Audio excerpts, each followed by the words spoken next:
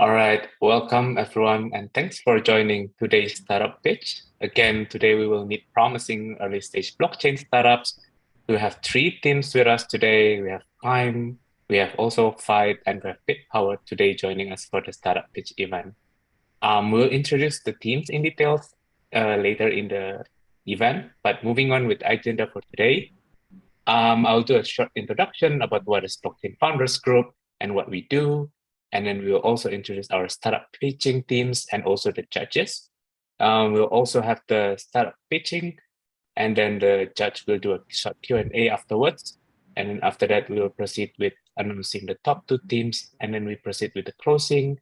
And that's it for today's event. Moving forward, my name is Albert. I'm the host for today. Also joined with my colleague Melissa. I'm the program manager at BFG Superstars. It's our in-house blockchain incubator program. We have started since 2019, and now we have incubated more than 30 teams actually, and invested in 15 teams. And Melissa, would you like to say a short bit about yourself? Sure, Albert. So, hi everyone. I'm Melissa, the Marketing and Operations Manager at Blockchain Founders Group. I'm passionate about hearing new ideas from startups. I love building partnerships and connecting people. And I run these monthly pitch events with my colleague Albert here. And so we're both really looking forward to hearing from all the startups today. Awesome. Thanks, Thank you so much, Melissa. Again, if you're interested in connecting with any of the pitching startups, or if you have your own startups, feel free to reach out and connect with us, and we'll inform you with the upcoming pitch events as well. Okay, so moving forward, briefly about us, Blockchain Founders Group, we are a venture capital, and we are also a company builder. As a venture capital, we invest in crypto companies. We are Web3 agnostic, so we're interested in any Web3 based businesses. And as a company builder, we have our own incubator program. It's called BFG Superstars. We run the program twice a year. So right now we are running the first cohort in this year. And again, we are interested in any kind of blockchain based businesses. As you see here, this is part of our bigger portfolio. We have invested in over 45 startups since our initiation in 2016. Moving on, this is our executive teams. We have our executive directors that's capable and experienced in the field of legal, business, entrepreneurship, as well as the blockchain itself. And our company is run by our executive partners, which is Sarah Kotwald and Martina Joseph-Davis. Both are very experienced in entrepreneurship and also Web3 businesses. Moving on, this is the BFG core team. Me, Melissa, and also our colleagues Max, Jongchan, Elias, and Yona. We are the core team of the program. We are running the incubator program as well as helping startups to reach their maximum potential. On the right side, you can see these are the teams that are already successfully graduating from our incubated program and got invested by us in the past years. And we're looking forward for new startup ideas and teams to join this list. I'm very excited today because we'll be joined by our judges. First, we have Yaroslav and we also have Ludovic. Hopefully he's joining us by now. But first, I would like to give the stage to Yaroslav to introduce quickly about himself. Yaroslav, please. Hi, everyone. Thanks for having me. My name is Yaroslav. I'm a serial entrepreneur and founder of Web3 focused venture studio named Yard Hub. We are located in Dubai and Barcelona, Spain. We are developing projects from idea to working ventures. In our portfolio, there are different projects from GameFi, DeFi sector. We're also now investing into a few projects which are connected with customer data and storage on blockchain. So I've been working with startups as an entrepreneur, as a mentor and advisor for I think I know the 20 years by now already. So we'll be really glad to watch what great ideas you've got today here, and maybe help with some advice, ideas. Hope today will be very interesting. Looking forward to it. Thank you. Awesome. Thank you so much, Yaroslav, for joining us today. I suppose Ludovic is not yet here. So we could move forward with introduction of each team. Melissa, please take over. No problem. Thanks, Albert, for that introduction. So now I'll move on to introduce each of the startups that we have today. So in this pitching order, we will first have Team Pime, a Web3 discovery platform that enables users to learn about new Web3 projects, unlock rewards, earn offers and collectibles, and they aim to ultimately empower users to control their data. Next, we will have Team Fyde Treasury Protocol, a trustless and autonomous on-chain treasury management solution. So they allow users to diversify their assets, unlock liquidity, receive yield, and retain governance. And our third startup pitching today will be BitPower. The team is building blockchain infrastructure for businesses, allowing them to access multiple protocols and technologies to scale, build, and even run their digital assets operations. So each of these teams will be given 6 minutes to pitch, and they will immediately face 5 minutes of question and answer time with our judges today. And at the end of the pitch event, we will announce the top 2 startups based on the rubric scoring. So as for the rubric, each startup will be evaluated on each of these criteria. So first, it will be the market potential. The startup will be judged on whether they have identified a genuine area of interest in the Web3 space and whether their project has been effective in addressing it. Next, the technical feasibility. The startup will be judged on how well it integrates blockchain technology into its project and whether the technology used is a relatively novel application. Third, we'll be talking about the scalability of their business models. So the startup will be judged on how scalable their business model and growth plans are from a regional to a global level. And lastly, the strength of the founding team. The judges will be evaluating the team with their educational background and past experiences. So they'll be looking at how well this team is equipped and confident to deliver the project. And so without further ado, let's welcome Team Pime and Simon to share more. Great, thank you. Let me just get set up.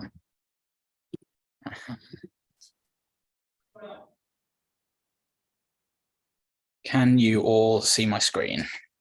Yeah, looks good. Great, let me just start recording my side. Great, let's do this, shall we? Hey everyone, I am Simon, Pime's CEO, and I'm a community marketing expert. In my previous companies, I've generated over $10 million in community-led sales. I know how to acquire and retain users. Since launching Pime just under a year ago, we have grown our community to over 170,000 verified users while being cash flow positive. We did this organically. No KOLs, no paid ads, no influencer shills. Let me tell you how. Web3 has a cold start problem. Many companies build great product and then desperately hope to find users. It's a strategy almost guaranteed to fail. Over the past few years, companies raised a lot of money that then went on conferences, on parties, on vibes, and at best, airdrops that delivered no long-term value or retention. Companies created noise and hype, yet no future. And for users, there's rug pulls, the scams, the here today, gone tomorrow projects, and then the whole industry loses. Yet for Web3 to achieve mass adoption, it needs to build real products real people want and need. It's a problem and a market we know incredibly well. I will never forget the first day I heard about NFTs. I thought I was going to be a billionaire overnight. I thought I was so early. I called Bilal, my co-founder, and we immediately got to work building what we were certain was going to be the next CryptoPunks. We launched the project, and what a surprise, it failed. We made one sale, and that was us just checking that the contract worked. We learned painfully the importance of distribution. Yet we put our heads down, we got to work, we built, launched, tested, broke many things, got a lot of feedback. And a few pivots later, we had a fast-growing community, excited users, and excited companies. A year later, hundreds of companies have used Pime to incentivize users to take specific on-chain actions with quests, such as engage on social media, hold a token, or buy an NFT, We use blockchain technology to automatically verify each action taken. To date, we have generated over 4.7 million actions through Pime. We have run quests for incredible companies such as Unstoppable Domains, Gods Unchained, and OKX. Yet the opportunity isn't in quests. It's a crowded marketplace and a race to the bottom without a hope or scale or a business model. However, what gives us an advantage is in Web3, community is distribution. And we are the best team to capitalize on that. Bilal and my co-founders scaled our previous startup to $3.4 million in our first year before leaving to start Pime. Diogo joined us recently from blockchain.com. And so far we have received support from angels, governments, leading accelerators, and industry partners.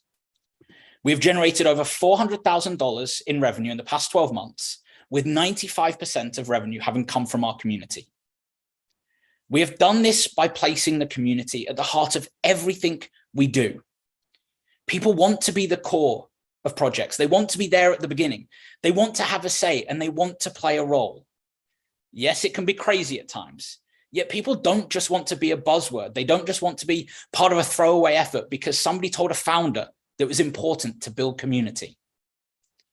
We believe that our community deserves an upside in everything we do. Next month, we launch our token and transition to a DAO. As part of that move to a DAO, we will narrow our focus on launching projects built by us or projects we exclusively partner with.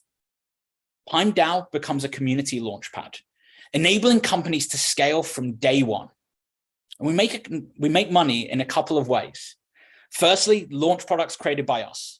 We're already on our way with the first product. Secondly, we partner exclusively with selected projects that we know our community can help. The founders get to focus on building product while we build distribution and community. In exchange, Pime DAO gets a percentage of the tokens. We are building an ecosystem where everybody wins. Companies get people using their products from day one, from the day that they launch. And our community is incentivized to help those products grow and shout it from the rooftops.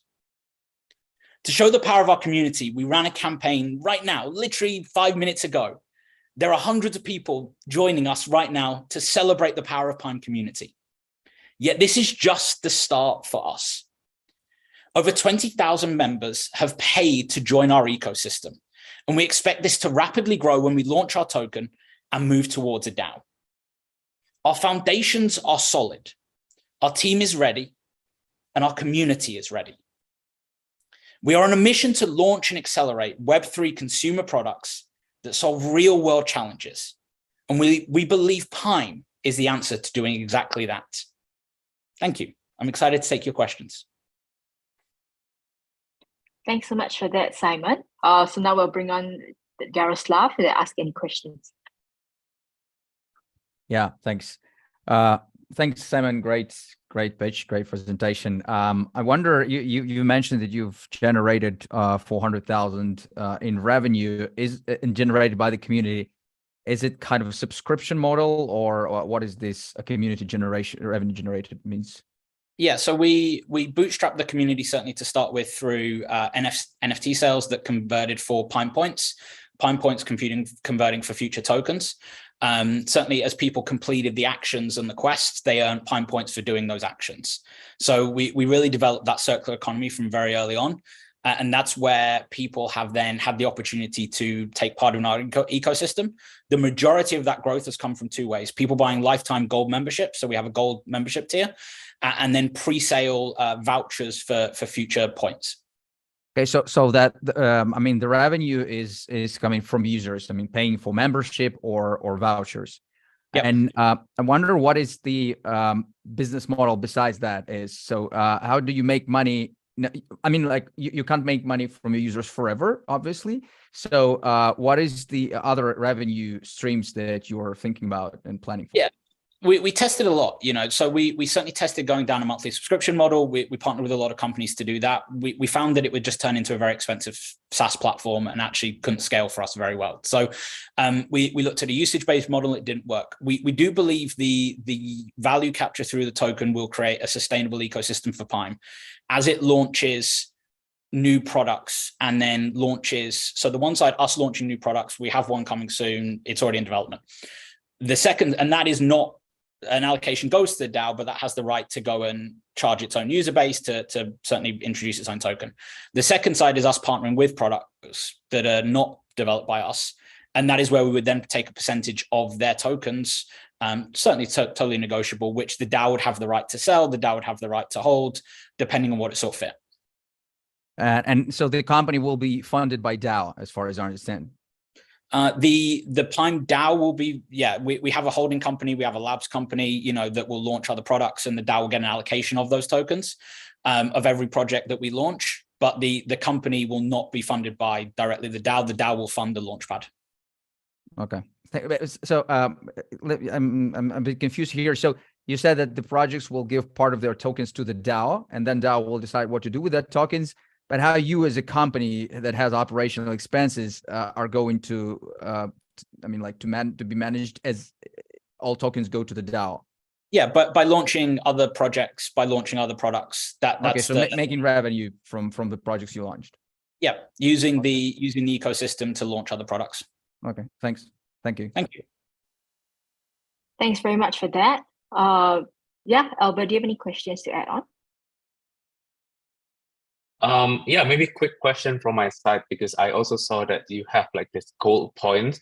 So how will this functions once you get transition into the DAO model? Because if I already burn my gold and then there's like this DAO and then they like override wherever this benefits that I have on the gold, for example, how it will affect your old members, for example? Yeah, we're releasing our DAO constitution in 15 days, and there's certainly a mechanism in that. Is there a potential for, and something we spend a lot of time with legal advisors on, but also thinking about is how do we really lean into decentralization? And if the community was to choose to, fully change that, then whilst we think that would be bad, there's certainly an argument to be made for if the community was to decide that that's what it should do, then that's the best thing for the community and the DAO in its own right. We're pretty big believers in decentralization and community empowerment. I don't think it would be right for us to long-term say this is fixed and this is what it should be forever.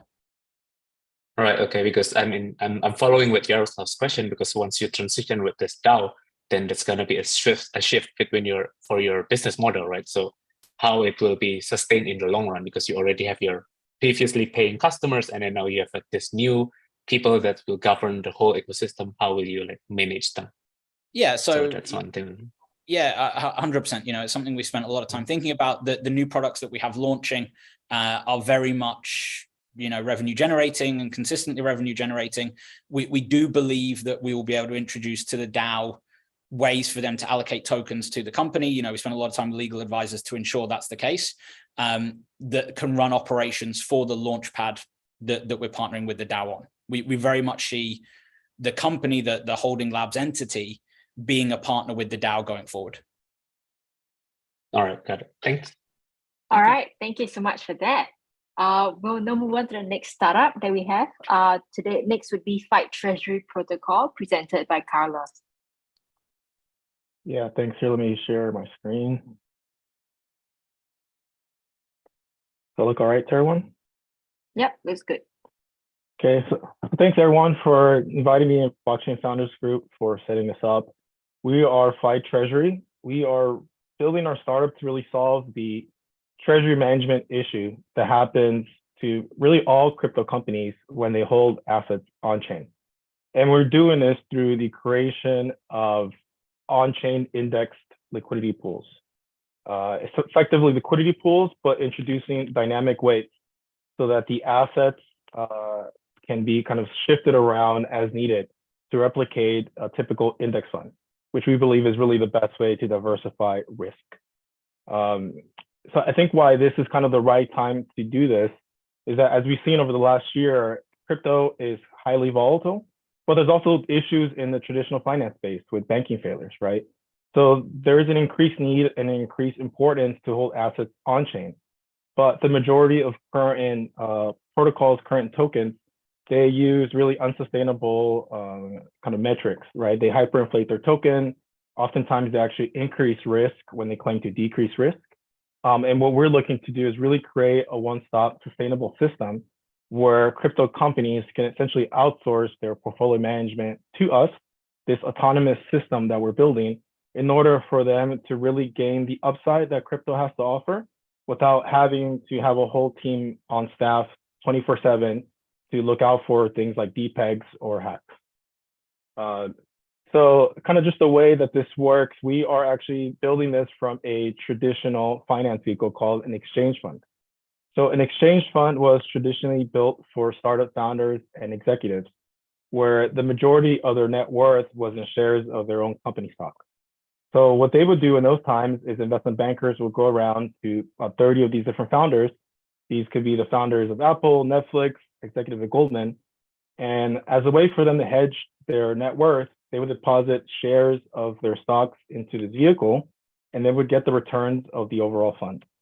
So we're bringing this on chain. We believe there's actually a really good use case for companies like DAOs, for example, that have the majority of their crypto treasuries in their own native token, but can't really sell them because by having too much of these tokens, they create this imbalance and they end up crashing the price of their own token.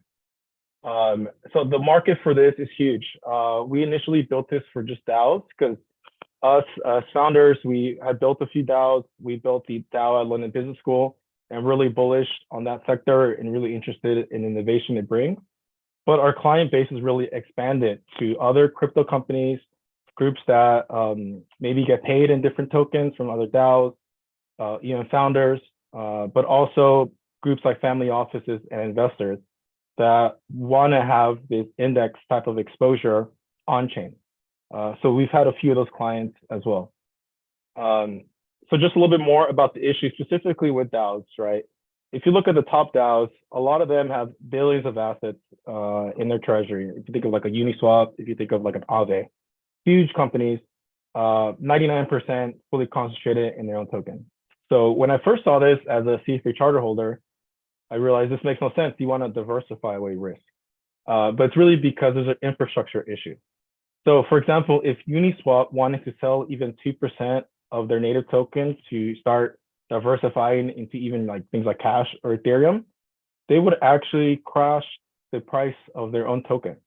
So not only would they actually get back less money because of slippage, like a 10 cents on the dollar type of exchange, but they would also wipe out about $1 billion from their current holdings. So it's really a situation that makes zero sense. So when we got our heads together and identified the things that need to come together to really make treasury management work, it's really 4 fields, right? It's diversification, which we're solving through our vehicle, where people that have the tokens on our whitelist can deposit directly into this vehicle. And in return, they'll get back what we're calling the treasury token, which you can think of as like a share of a mutual fund or an ETF. And since there'll be a lot of other tokens being deposited into this pool, you get instant diversification without having to manually sell into different assets and manage that yourself. Now, when they have this, and so the assets in the pool as well will create yield where we can by staking different assets, by bringing on stable coins that, for example, are bringing in treasury bonds on chain, which for a lot of these native DAO tokens, it's really hard for them to generate sustainable yield. And we're also allowing proxy governance voting because when a DAO goes to sell their token on the open market, they open themselves up to governance attacks. So we are allowing the delegation of their deposited assets so they can still participate in the voting process and still participate in their governance as needed.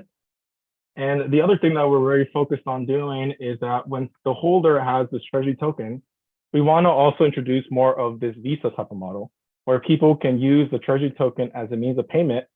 And because we're fully backed by like at least 50 different assets within our pool, we can kind of spread out that sell pressure. And we're also introducing protocol-owned liquidity, which means we want to incentivize people to open up Uniswap LP pools for us that we will then kind of buy from them in exchange for an incentive. So really, this will work as a mechanism to create a kind of really balanced and sustainable ecosystem. On the back end, it's complicated, but on the front end, we want to make it super user-friendly and gamified, where people can simply go on our site, They can deposit multiple tokens in that are whitelisted. They can swap tokens in and out in order to help us balance the pool.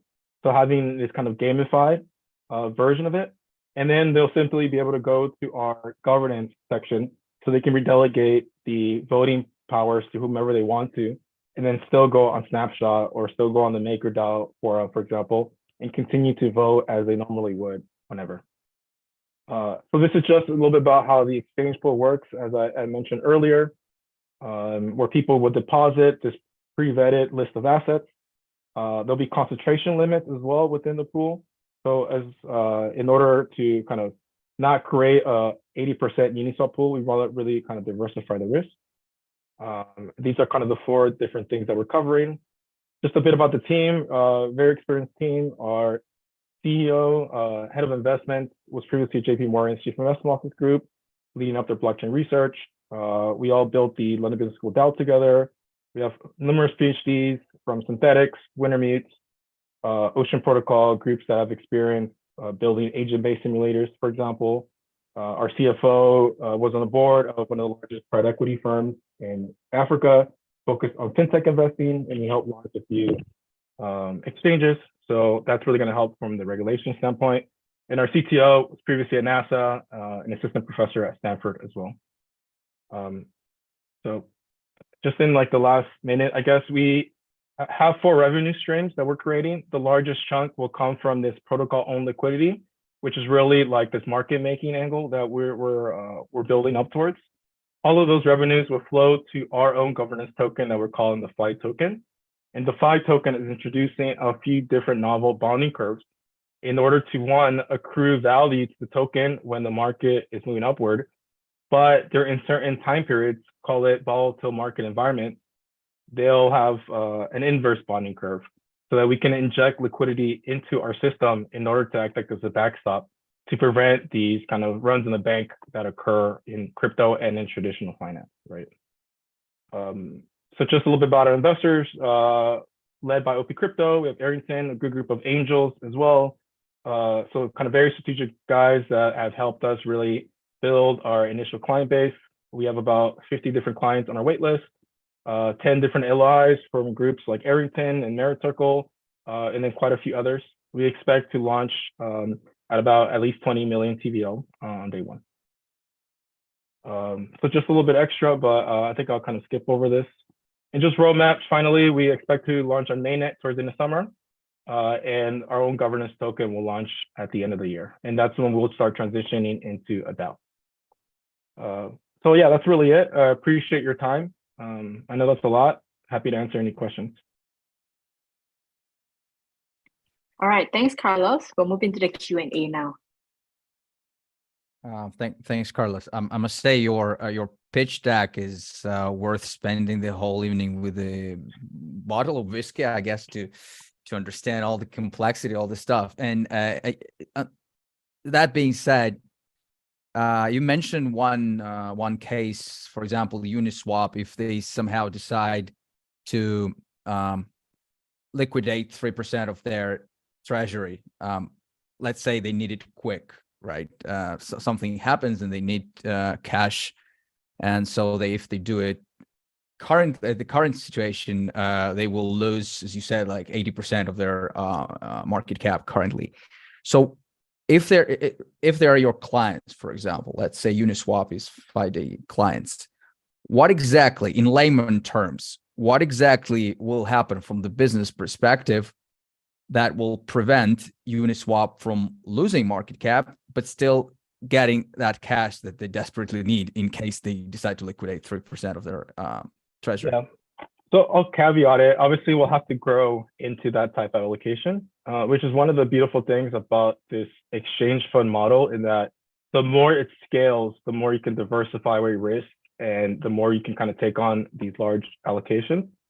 So assuming we're at the scale where we have room for 3% of their treasury, what would happen is that they would deposit that directly into our protocol and then mint back the equivalent value in our treasury token.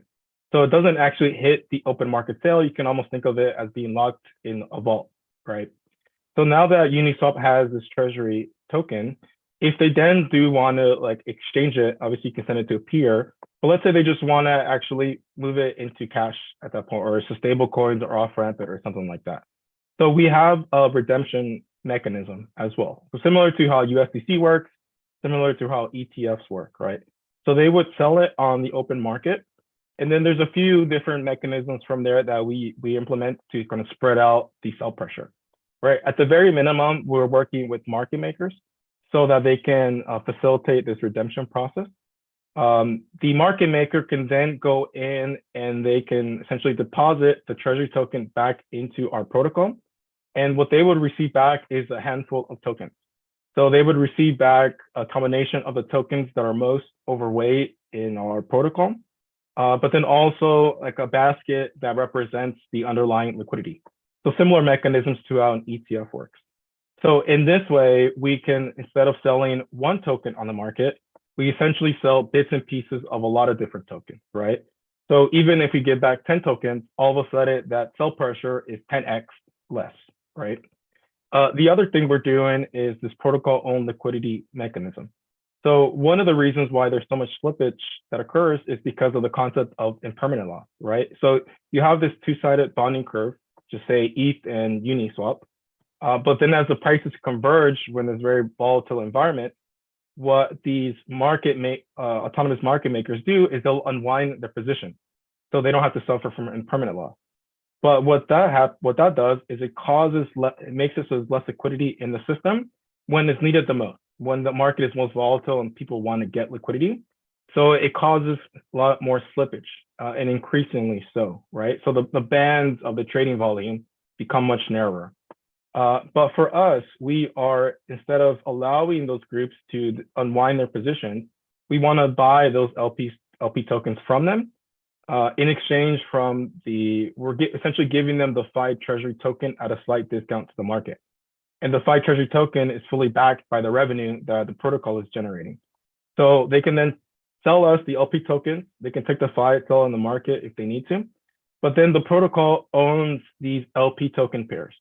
And we're not interested in unwinding those or timing the market. We want this to be a permanent base of liquidity.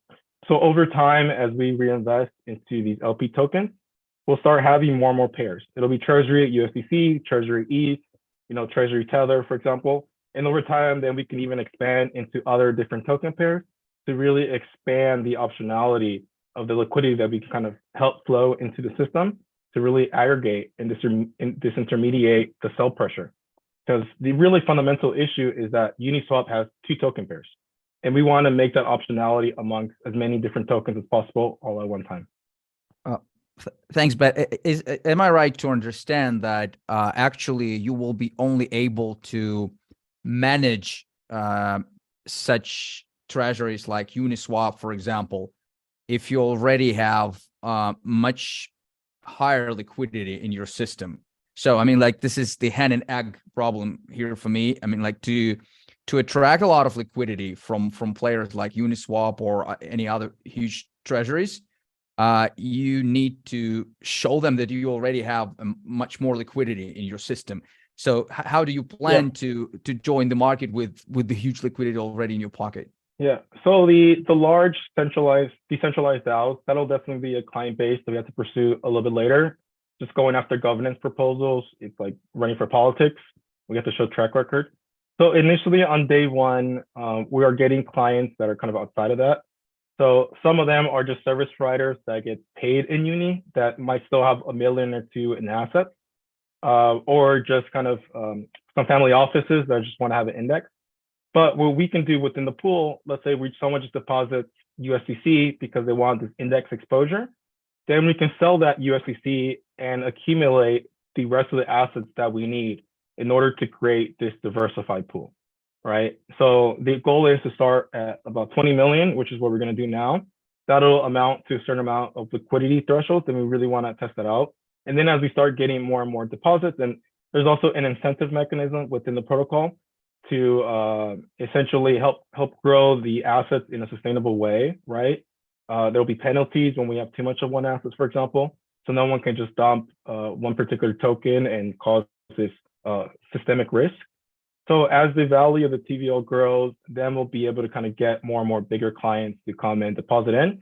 But for example, one of the clients that we're speaking to a lot are some of the largest Bitcoin miners in the world. And they could deposit wrapped Bitcoin, which is highly liquid, which we could sell at scale and diversify across the board. And for these Bitcoin miners, they have the same issue where their revenue and their expenses don't really match, right? They need to break that correlation. And they realize that the best way to do that is to diversify. And by then also be able to generate yield, it's like an additional bonus for them where they can actually create a more sustainable company. Thank you.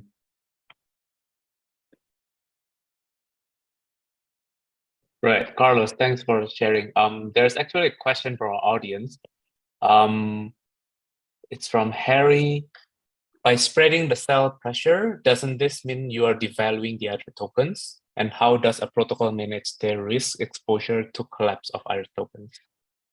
Yeah, so I'll start with the last one. So by having this dynamic weight system, we're also building momentum indicators. So we've developed things like several different nodes, for example, to monitor as the on-chain transactions come in, as well as kind of different pricing feeds. So the goal is that we would monitor different indicators on like a tick level basis, block level, 5 seconds, 10 seconds. And then if these indicators start breaching downward too quickly on like let's say 2 standard deviation level, then we can quarantine those assets, which is a unique aspect to what we're doing. So when they're quarantined, we'll stop rebalancing into those assets so that then at least we kind of segregate them. And if they keep breaching these levels, we will eject them from the pool, either through incentivizing swaps, but also through just kind of open market sales across different DEXs and SEXs to really kind of hopefully mitigate this pressure, right? And it's kind of always a risk, right? Even USDC, which previously was thought to be the safest thing, depegged at one point, right? And that became an existential risk for a lot of these projects. In terms of devaluing the value of the token, the studies that we've seen when ETFs were first introduced in traditional finance, the liquidity and the kind of upward volatility, so upward price movement for the tokens in those indexes actually improve. And you see that when a new project gets introduced, like the S&P 500, for example. So we expect something similar. The big question is on the liquidity, like how much can we sell at one point, right? Because liquidity is nonlinear. You can sell up to a certain amount, but then once you hit this inflection point, you really start having to take on less and less value for a sale. And that's where our portfolio management mechanisms come in at. We really want to, we're really building the algorithms to really price that in and to really help, that'll kind of go directly into how much tokens we'll take in and then our incentive mechanism, right? So we start getting close to the point where if we do start having to sell, we breach into this concentration limit and we cause an imbalance in like the order book or the liquidity pool, we'll start lowering that token allocation slowly but surely, and really doing things in over time and not all at once, which is where really you get this downward pricing pressure. All right, that's great. That's been a really long Q&A session. Thanks for that, Carlos. So now we'll move on to the third and final startup for today. So we will have Toby from BitPower on. Hi everyone. Thanks for having me today. Yeah, my name is Toby. Toby Utoke. I'm the co-founder and the CEO of BitPower. Can you guys see my screen? Let me see. Yeah. Awesome. So basically, BitPower is building blockchain infrastructure for financial institutions and businesses to be able to build financial products for the end users, right? So today there is we can see high adoption of blockchain technology across financial services, from Tether processing more transaction volume than MasterCard last year. MasterCard and Visa, so 88% of crypto transactions are basically cross-border transactions. So then over 60% of asset managers have purchased stable coins in the past 12 months. This shows a lot of interest on a lot of usage in terms of businesses providing financial service for users. You can see from Stripe as well now investing in crypto by offering crypto off-ramp and also I believe on-ramp, right? So Visa now investing and MasterCard as well investing millions in the blockchain for them to be able to provide financial services and expand their financial aspirations on the blockchain, right? So basically, the blockchain adoption has corrected across financial services. However, existing solutions are not designed for fintechs, from Fireblocks to BitGos to Saavedra, right? These solutions are not designed for fintechs. They are very today building blockchain power solutions to embed financial services or to provide financial service to the end user. Basically, takes months for you to get started with. Time consuming, a very expensive as a traditional business or a business that's trying to expand their financial operation on the blockchain. It costs you a lot from the cost of hiring engineers to the cost of building tech and every other thing, right? This will cost you more for you to be able to provide financial services for end user using the blockchain, right? And as well, building on the blockchain or providing financial services on the blockchain is complex because you have to think of the blockchain you want to use and also trying to go through all the whole complexity. As a business who just are looking to expand their financial operation or embed financial services using the blockchain technology, this is basically more complex for them to get started with. And that's basically why we are building BitPower. So BitPower is basically a modern financial infrastructure for businesses or institutions to build financial products using the blockchain technology, from compliance to custody to ledger infrastructure to wallets to tokenization to settlement. BitPower is basically providing a single platform for anyone to be able to access such features. And in the last 11 months that we've gone live with our first customer, we've onboarded over 40 customers across Africa, Europe, and Asia. We've processed over $50 million transaction volume in beta. And currently we grew around 30% month on month, right? This is really awesome. And the fact that we are still in beta and we've already processed this volume in just 11 months. So today we work with businesses in Africa, Asia, and Europe, right? And majority of customers we work with are neobanks and fintechs that basically embed BitPower solutions to be able to provide financial services for their end users. So our product, so basically BitPower provide an intuitive platform and easy to integrate services from the wallet infrastructure that basically helps you to create and manage thousands of wallets and generate crypto addresses across multiple blockchains to the custody infrastructure, which is an institutional programmable MPC-based custody solution to help you secure and manage data asset operations. So this can be embedded into any wallet product or any product alongside our wallet to be able to provide a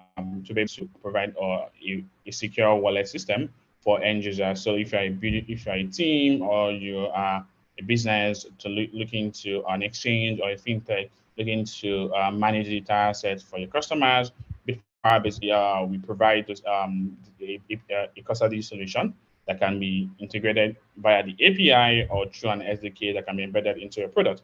Right. The third thing as well is our ledger infrastructure, which is basically a database, a database for money movement. So basically, you want to have a single set of truths for your transactions and balances across on-chain and off-chain transactions. And BitPower basically solve that by providing you a ledger infrastructure that can basically help you to record your off-chain and on-chain transactions, and also to be able to manage your customers' balances, to avoid fraud, to be able to validate those transactions across different chains, and also ability for you to be able to build an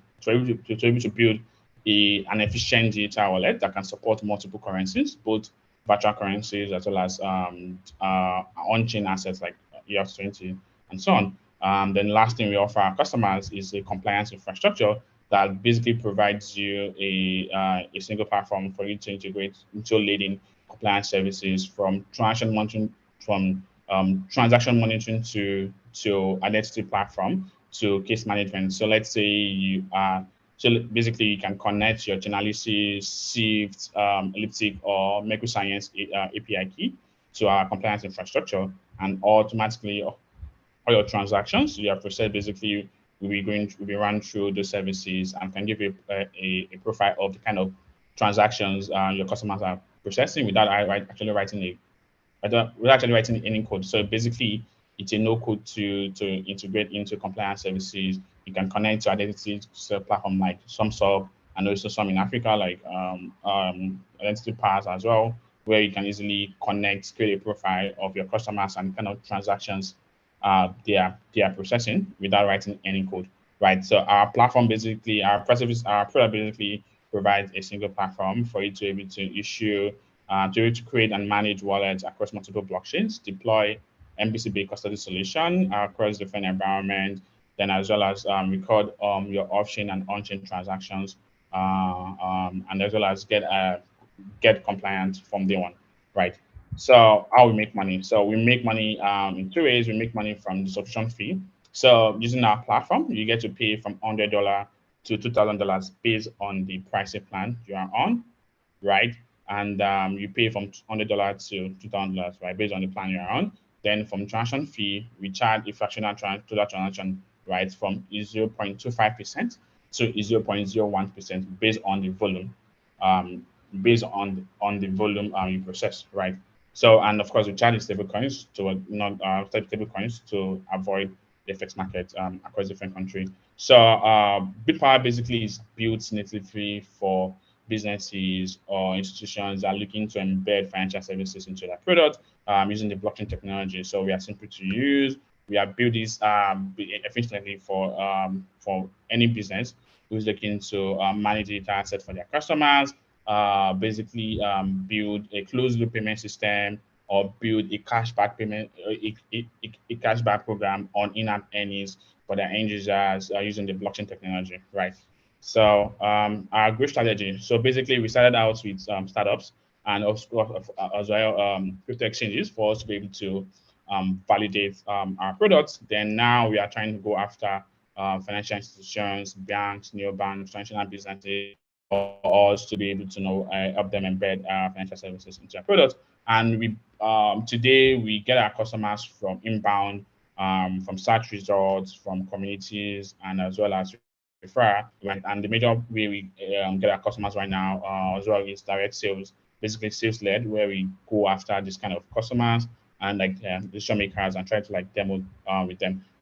Using the inbound like search engine right now, if you go on Google right now and you search for wallet infrastructure, BitPower basically comes as the first as the first option as a result, or when you search for wallet infrastructure across different when you search for wallet infrastructure. And the way we think of acquiring our growth strategy is by also going through the Web3 developer community driven, where we get to provide more APIs for developers to build financial services as well, right? So today, so we started out, we launched our product in January 2022, and we went live with our first customer in April 2022. By December last year, we were already onboarded 40 customers and already processing around $2 million per month. Today, we are already processing $50 million. We've processed $15 million so far, and we are currently around $5 million in total deposit and $10 million in total transaction volume processed per month. And we currently support 15 blockchains. By December, we are looking to onboard over 150 clients, and process December 2023. By the end of this year, we are looking to onboard close to 150 clients and process like and the points. We'll start processing like around $50 million in total in basically deposit volume. Then at that point as well, we are looking to have launched our crypto accounting, also started our settlement infrastructure, and as well as expand our product to enable more integrations across different services that we are providing.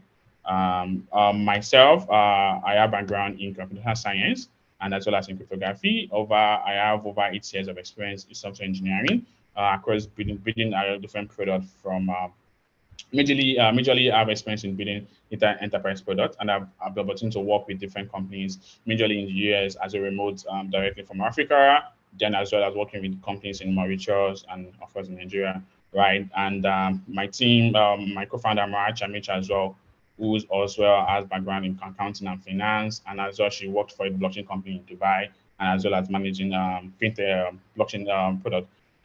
Basically, then so our engineering lead, who's also a very experienced technical leader that's basically helped a lot of companies, majorly in the US as well as in Africa, to build scalable distributed system in finance and the blockchain industry. So our education background basically is computer science as well as accounting. And our team altogether basically have had over 10 years experience altogether in building successful blockchain and fintech products. In one of the products we built that I led in our previous workplace, we built a product, basically a blockchain off-ramp product, and that's been used over like close to over 500,000 users down in Africa. Right. Thanks so much for this. I'll just give you a couple more seconds to wrap up. Oh, no problem. I'm actually wrapping up already. Okay. Yeah, so basically our team have enough experience to be able to build what we're trying to build right now. Yeah, so at the moment, so basically today we are backed by leading investors and founders from 500 Global to First Impact to Velocity Digital and Pillar Innovate. In summary, basically we are powering the future of finance. We're powering the future of finance on the blockchain. We've onboarded 40 customers. We've processed over $40 million, over $50 million in transaction volume, and we are basically building the next modern financial infrastructure using the blockchain. Thank you.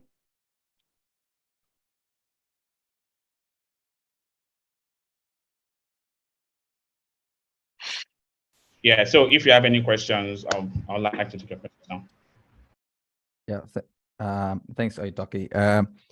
Actually, on the last slide, you had the links to see the use cases. I like kind of a feedback. I really wish there was kind of a use case explained in the pitch deck, and like some very simple case, because if I understand everything correctly, you're providing kind of an infrastructure for traditional businesses and some financial management companies to process crypto, and doing that very simple without having any problems with authorities, with compliance, with banks, and things like that. So is it right that they are possible to receive crypto for their services or goods or whatever, and then they have cash on their bank account, and they can pay taxes and all things? Is it what you're doing for them?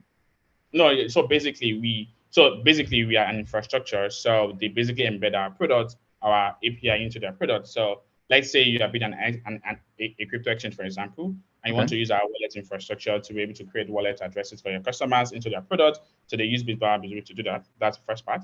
If you want to be able to use a custody solution like MPC-based custody solution to embed into your product as well, you can use Bitbar custody to do that, right?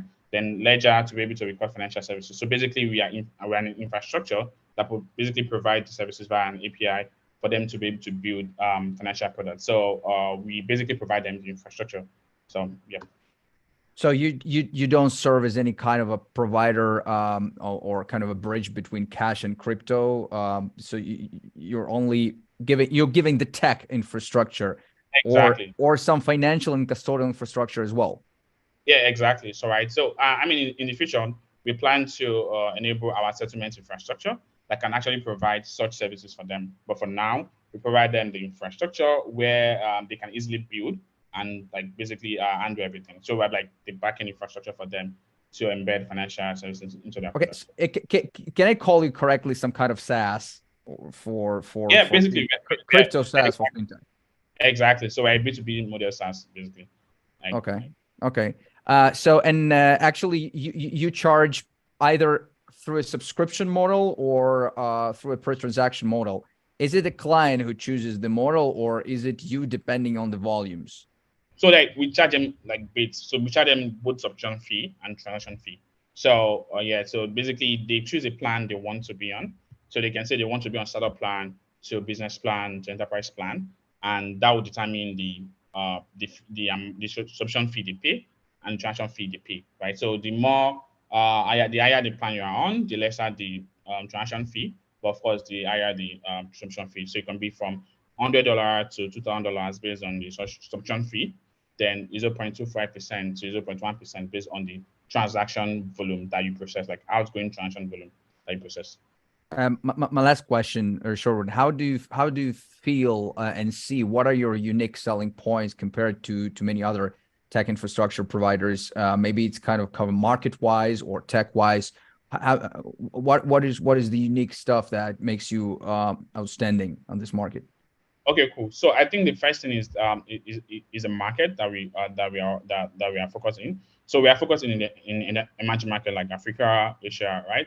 And what we basically do for them is by simplifying how they tend to build financial services or using the blockchain technology, right? So I mean, majority of our other customers basically provide complex systems for them to be able to build. So they need to go hire engineering, blockchain engineering team, spend a lot of time. So what we are basically doing for them is to reduce the cost and as well as reduce the time they spend, right? And also provide them simple services for them to be able to do a couple of things like ability to create wallets for their end users, ability to also record all their financial operations using our ledger, right? Using our ledger technology, meaning they can now build an efficient digital wallet that basically avoids any fraudulent activities or basically any engineering mistake that could have gone into building an internal ledger system. So basically reducing that engineering time they spend on doing all those things and just providing them the infrastructure.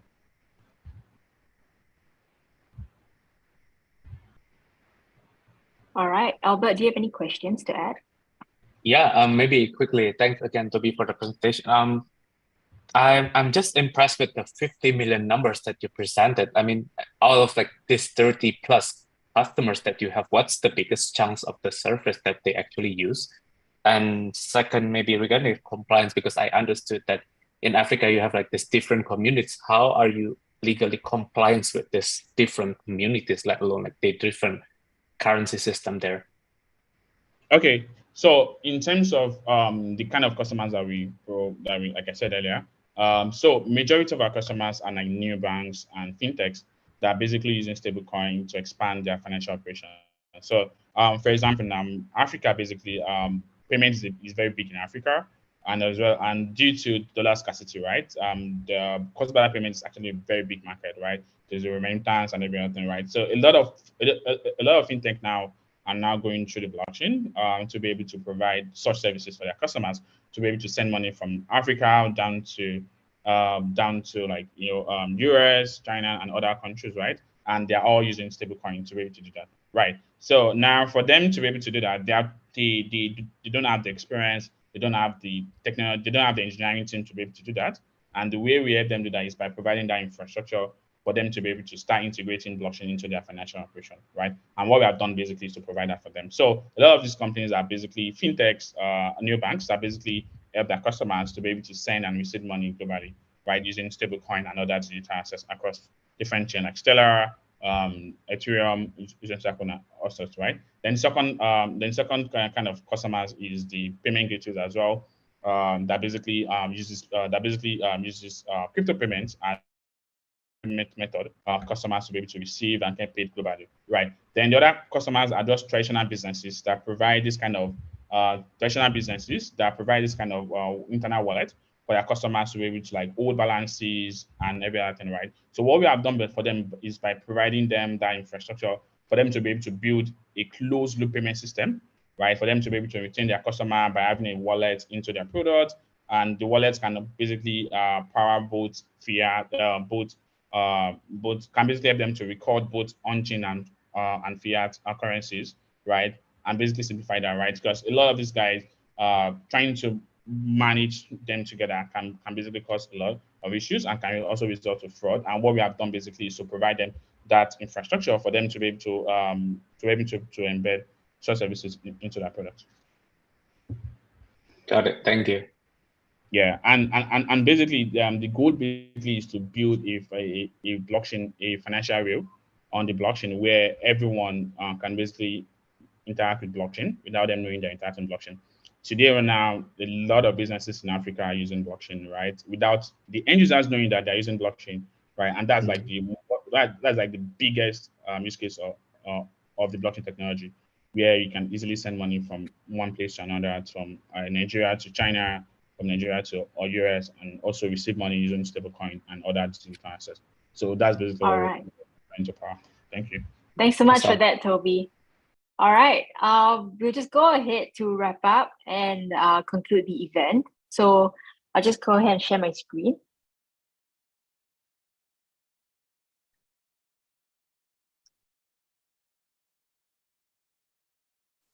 Great. All right. Yes. Yeah, I mean, great. Thank you everyone for the pitch today. Really exciting ideas and very interesting. I'm very intrigued with each of the business ideas.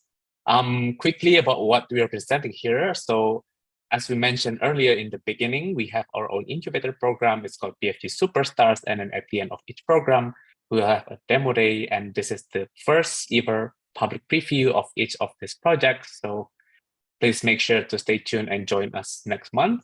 And then this will be the first time they will present in public what their business ideas, and your opinions also matters for us, because after that, we will also make our decision in which teams that we will invest in. So stay tuned and make sure you're registered for the upcoming event. With that said, I would like to give over to Melissa to announce our top 2 teams for today. So the judges' scores are in. Thanks so much, Yaroslav, and thanks, Albert, for stepping in as well. So we now have our top 2 teams, and I'm happy to share that they are Fyde and BitPower. So all 3 teams actually came really close, but these 2 teams just came out a couple of points ahead of the other. So congratulations to the both of these teams. Your pitches were really smooth and you impressed us the most today. And with all of that, we would like to thank our judges, our startups, and our viewers for spending the past hour with us and for making this event so successful. So the event will be available on YouTube, and the link will be sent to all participants after this. If you would like to get in touch with any of the pitching events, startups, feel free to reach out to any of us on the team.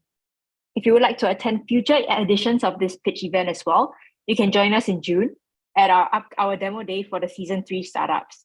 So follow us on our social media platforms, LinkedIn, Twitter, and you can even join our Slack channel. Subscribe to our newsletter to get the latest marketing emails and notifications for the event.